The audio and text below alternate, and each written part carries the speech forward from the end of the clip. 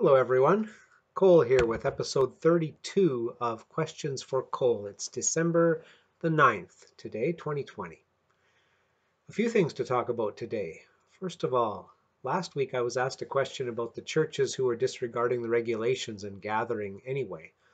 I went on and on about that topic, but I realized sometime later that I didn't actually answer the question that was asked. The question was, Cole, do you think with the actions of the two churches this weekend, a few weekends ago now, that it will give more reason for people to slam organized religion and hurt all churches? I hope not. I don't think so. I think that most people understand that there are some pretty big differences between different churches, between different church leaders, different faiths, even different people within the same church. We are all very unique individuals, and I think most people understand that it doesn't make much sense to judge one person based on another's actions, to judge one church based on what some other church decides to do. Now, having said that, I also know that there are some people out there who are very much anti-Christian, anti-religion. But even for those people, I would imagine that they've made up their mind a long time ago about religion in general.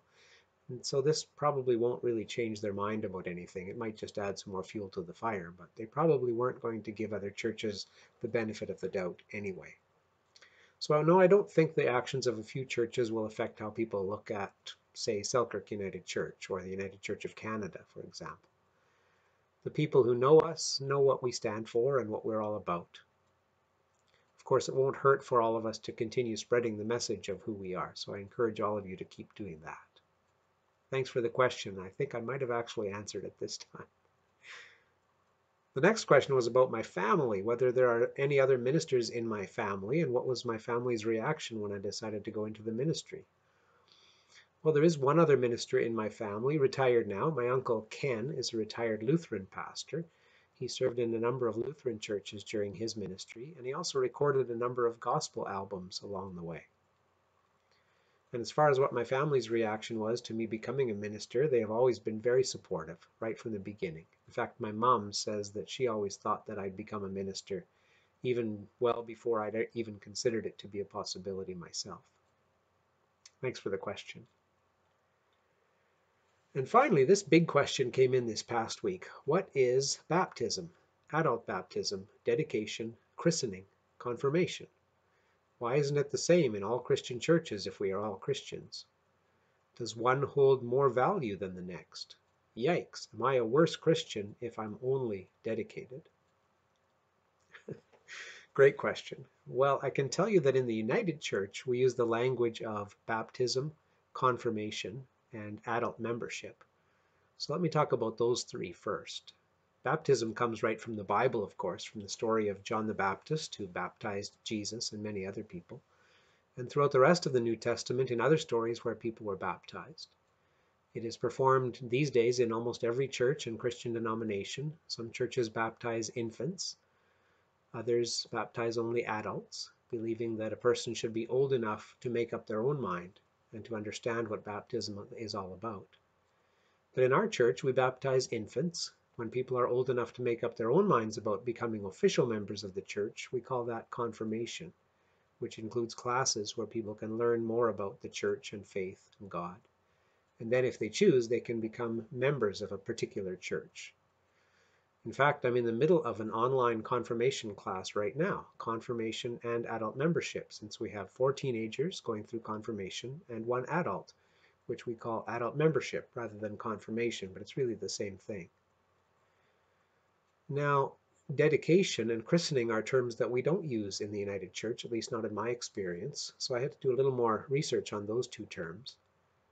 Dedication is something that is practiced in many churches in which they do not perform infant baptisms, but they still want to have a ceremony celebrating the birth and the life of their little ones, so they call that dedication. Baptism comes later for those churches when the child is grown and can make their own decisions. Christening is different again. It is seen mostly as a Catholic word, although official Catholic documents seem to suggest that they actually use the term baptism instead of christening. Christening has just become what some people call it. But christening seems to have more to do with the naming of a child, which can be part of the baptism ceremony. In fact, even in the United Church, I will symbolically say, what is the name of this child? It's not that we're naming the child right then, it's just an acknowledgement of the person's name. But the actual definition of the word christening is to name or dedicate something. You may have even heard the word christening when a ship is being named, complete with breaking a bottle over the hull of the ship.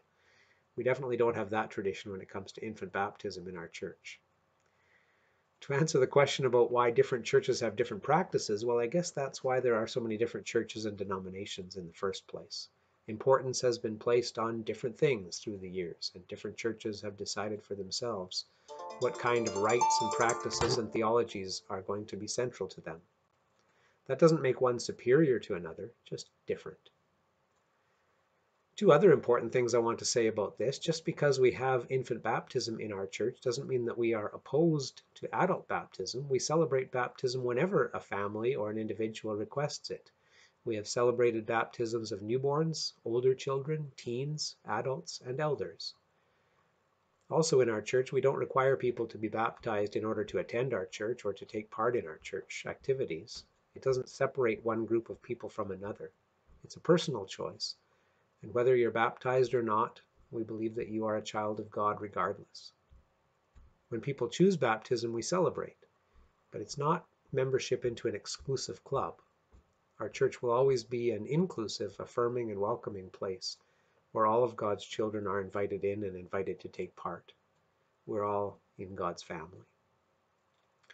So no, nobody is a worse Christian for not being baptized. Put your mind at ease. You are a child of God just like everyone else.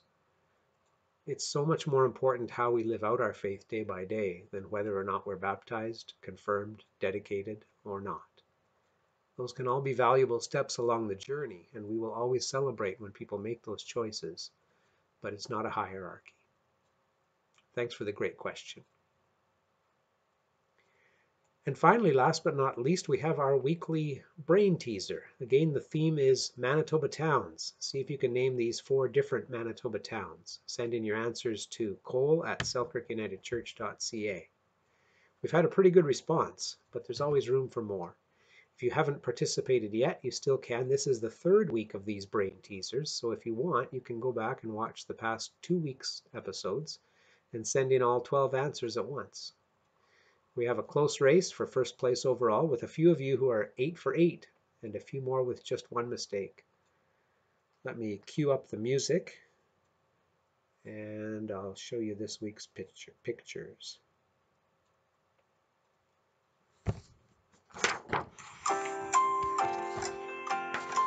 Here we are.